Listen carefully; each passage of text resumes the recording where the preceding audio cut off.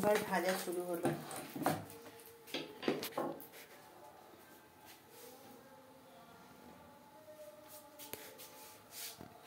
দেখো ওতে কোনো জল লেগে থাকলে ছ্যাঁক ছ্যাঁক করবে।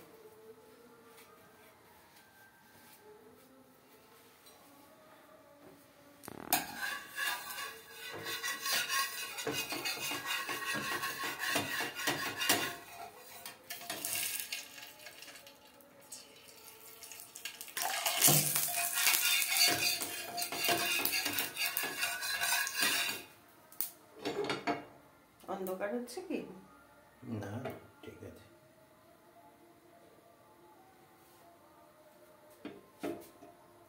ছোট বার্নারটাই করবে না এই সাইডের বার্নারটাই করবে? এটাতেই হবে।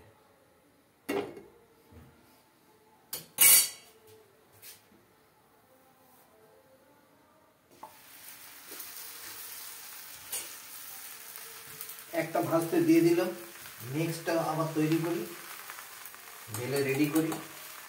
ও হতে হতে এটাকে রেডি করে ফেলব।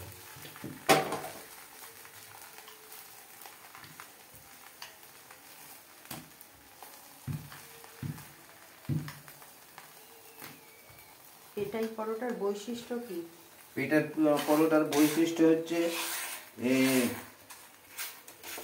এমনি পরোটার মতো নরম হবে, কিন্তু একটা পরত থাকবে, খেতে বেশ মুচমুচে নয়, নরম নরম থাকবে। আর পিটিয়ে পিটিয়ে পিটিয়ে পিটিয়ে একে তৈরি করতে হয়। এটাকে ছেঁড়া পরোটাও বলে। আর এতে ভাজার জন্য তেলটা বেশি লাগে না,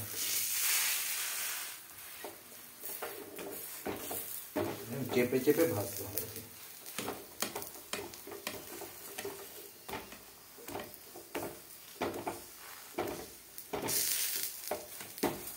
ঠান্ডা হলে ওটাকে পিটিয়ে ছেঁড়া পরোটা হয়ে যাবে।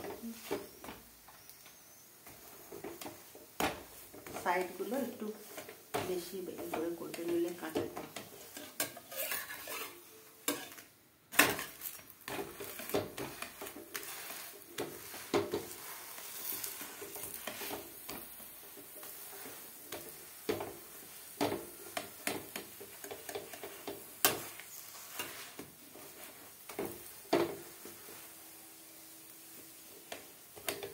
কি গরম অবস্থাতেই পেটাতে হয়?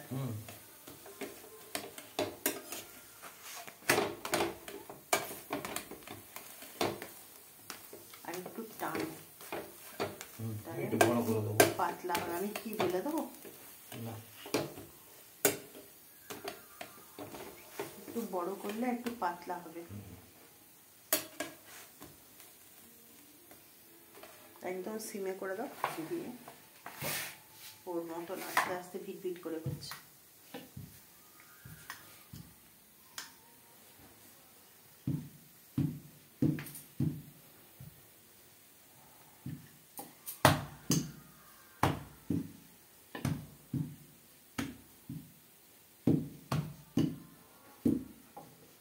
মানে ধারগুলোকে একটু বেশি বেলো, তাহলে মোটা ভাবটা চলে যাবে।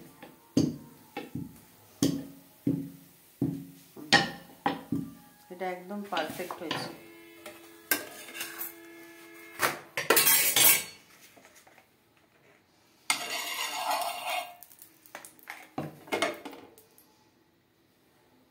একটা খেলে পেট ভর্তি হয়ে যাবে। একটু বাড়িয়ে দাও, তারপর এবার এটাকে পেটাচ্ছ।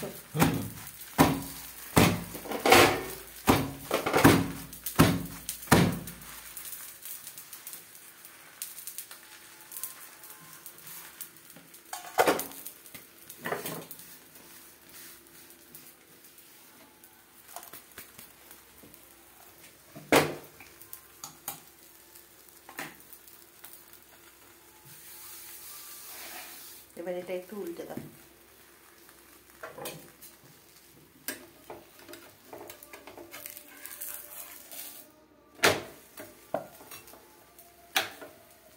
এটার মতন করে একদম বেরবে, ধারটা একদম পাতলা করে ফেলবে।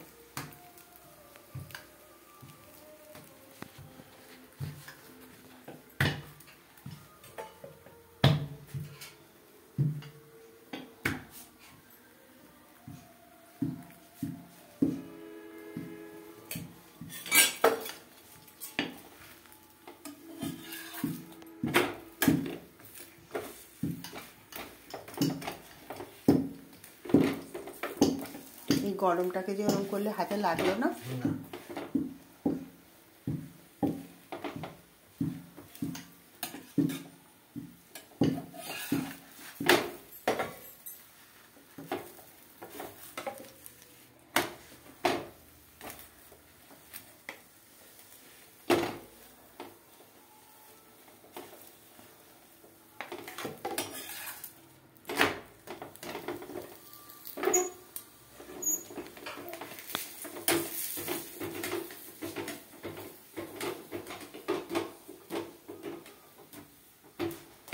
বানানো চলছে পেটাই পরোটা। আর একটু উল্টে দাও তেলটা।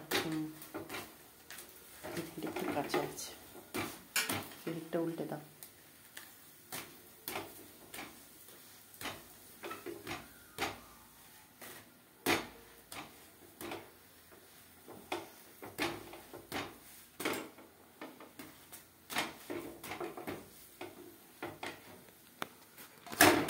আমাদের এই রেসিপিটা ভালো লাগলে কি করতে হবে বলে দাও।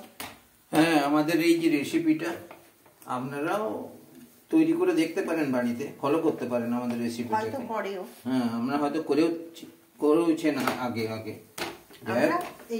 আমরা এইভাবে করি। আর এটা ভালো লাগলে শেয়ার করবেন, সাবস্ক্রাইব করবেন, লাইক দেবেন। আমরা তাহলে আরো উৎসাহিত হব। হ্যাঁ, একটু গুড নাইট জানিয়ে দাও। হ্যাঁ, আজকে পর্ব এইখানেই শেষ করছি। Good night. কাল আবার দেখা হবে সকাল থেকে।